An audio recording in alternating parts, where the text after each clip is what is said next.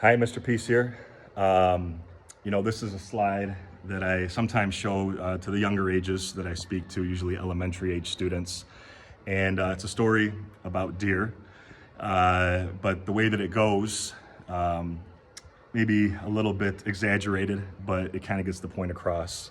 And in Michigan, where I live, there's a lot of deer. You have to be careful, especially driving at night. They cross the road quite a bit. And anyways, I always tell a anecdote where I was driving and somebody passed me. And I said, well, what's going on? Like, what's up with that? Like, I don't like people passing me, right? I kind of got offended. And so I raced up and then I passed this person back and I said, booyah, grandma. And I passed them and I'm, waving at them. And then they passed me back and I was like, what? And then they told me I was number 1 or 11, depending on how you want to say it. And I'm like, no, that's not happening. So I raced back again, passed them again. I said, peace.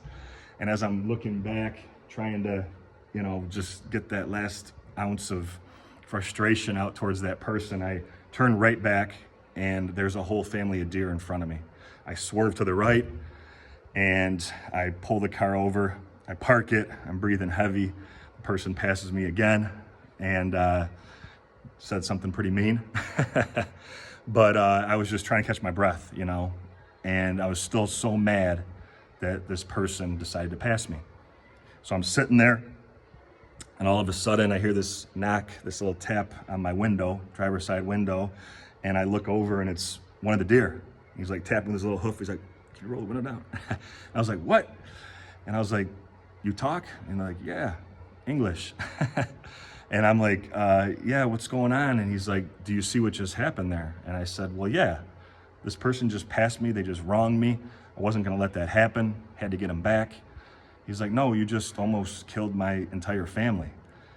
And I look at it as a reminder that so many of us, we play the comparison game, right?